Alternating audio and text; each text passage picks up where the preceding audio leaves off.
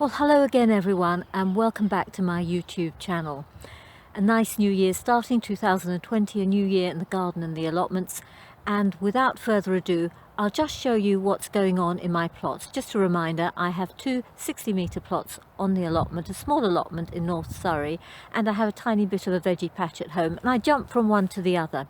So without further ado, here's how the broad beans are going. This is Aqua Dulce Claudia, and they're growing quite well. And as you can see from over there, if I just move in a little further, a couple of them are falling down. So I'm going to now tie all of these up because, and it's very windy today, because when there's a strong wind they will all start to fall down. I have learned from experience.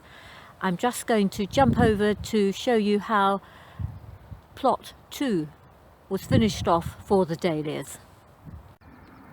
Well, I'm on the allotment on plot 2, and you can see I've covered the area with all that lovely manure. This is the second dreaded winter manure run, and now I'm covering it with this plasticky stuff, and it looks lovely without it, but I know the weeds are going to grow. Now, I have shown you where I get manure from in summer, and I'll just show you where I get it from in winter.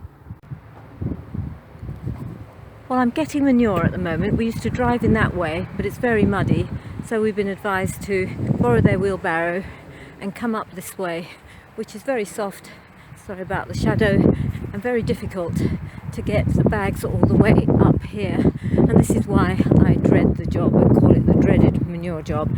And that water over there is why we're advised not to come up that way anymore. And we used to park the car just there.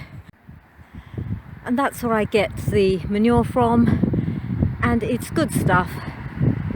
And though every bit of my body is aching, and now I have to barrow it back, well, drive back to the allotment and then barrow it back to the plot. But I think it's worth it. I must be insane. The covering over there I got from Aldi as a 5 metres by 2 metres, and that's very handy because there are no cut edges, just selvages, and I just folded it over. On here the problem has always been when you cut the edges that you get an awful, and I'll show you over here, this awful fraying, and lots of horrible plastic stays in the ground. And so I find it important now, I've made enough mistakes on this, I find it now important to try to put this gaffer tape or duct tape on the edges so that it doesn't fray too much, and then I'll be rolling this out. And there are the dahlia beds covered for winter, and I really do hope that a lot of them survive. I've got a horrible feeling that that duct tape is not going to be very effective. It doesn't stick very well, but if it isn't, I'll have to find some other way. Well, yes, I must be crazy because I did the third dreaded manure run and completed covering the cardboard on plot 2. And now I'm back on plot 1 just to show you that the transplanted purple sprouting broccoli has survived, but whether it will give me any broccoli in time for when they're normally harvested, March-ish, April, I really don't know. And that's the leftovers of the manure which I will be using. Moving along a bit, there is the garlic. This one is the Carcassonne White. It's a hard neck, and last year it came up first as well, and it's doing really quite well. I'm pleased with that. But we move along a little bit and we come to the Provence White, which always comes up later, and that's a soft neck, but I'm pleased with that as well. To this side of the garlic is a blackcurrant bed, and I have Big Ben there, which has taken a couple of seasons to settle down, so I'm hoping for some good blackcurrants there. And Big Ben, as its name implies, is going to come up really quite high, up to about there. And over there I have 3 Ben Sarex. There's also quite a lot of wildflowers growing in here, which I think tends to protect the blackcurrants from the birds, but when they grow high, but maybe that's not the case. Maybe the birds just don't like the blackcurrants. That's quite a good bush as well, but these two I probably won't get many blackcurrants from because I've tried to reshape them. There were branches broken and fallen on the ground. You see over there, I've just cut that one off, and over here I had to cut a lot off, so I'm not expecting much at all, but the buds are already coming through. And there's some poached egg plants over there, and a lot over here. Hope I'm not going too quickly.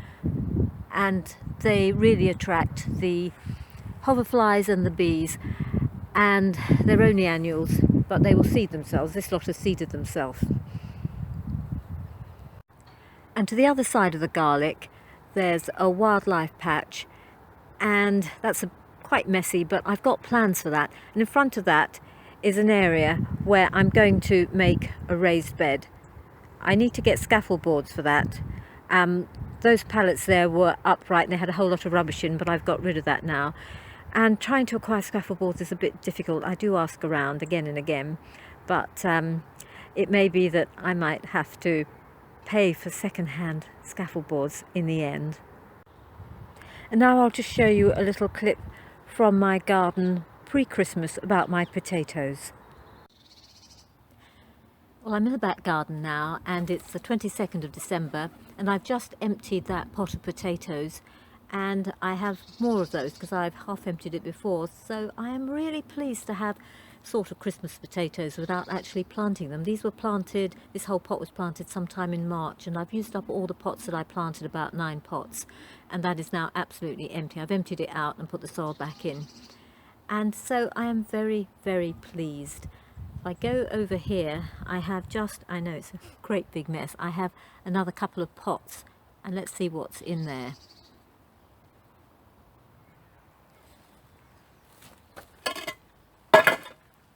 That's just to keep the worst of the rain off. And oh, they're starting to sprout, some of them, and it's just potato after potato. This one, as you can see, is sprouting, but I'm just so pleased I've got so many potatoes at this time of the year. Well, that was December, and this is January, and here are the leeks in my back garden, which aren't very big. It was just an outside chance, if I put them in really late, that maybe I'd get a little something, and I have got just a little. This lot here on this side of the pole there are Leon or Lion Price Taker, and they're meant to be fully ready round about December. They're earlies. And then over here I have Below Zero, which should last me into March, but that's when the leaf miner and moths and God knows what come in and attack the plants. These I think are absolutely clean, but I've just taken off the veggie mesh, very fine veggie mesh, which is the same as, I believe, Enviro mesh, and I think I can get a good meal out of this lot here. I'll be taking them up, putting a bit more food in the ground, and then possibly growing some summer cabbages here.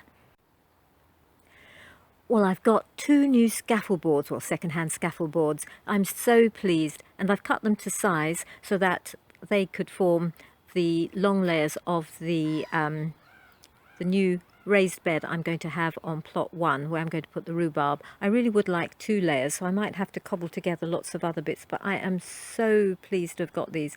I'd been asking the builders on this site 4 times for them, and they finally said no, and then they went away, and 6 months later I asked the owner, and he said he didn't want these 2, so I could have them. So it's always worthwhile hardening your skin and asking.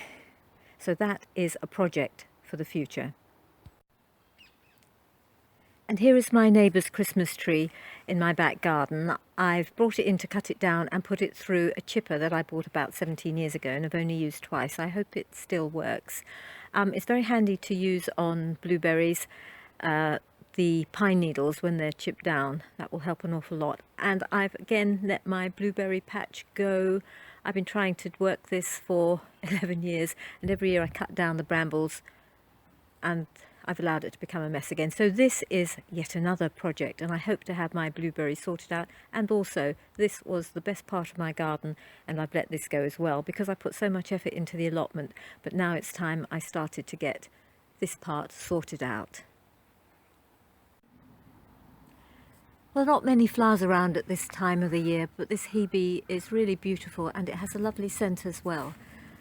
Again, I'd like to wish you all a Happy New Year, and please subscribe and please comment. It really does help. I hope to speak to you all again soon.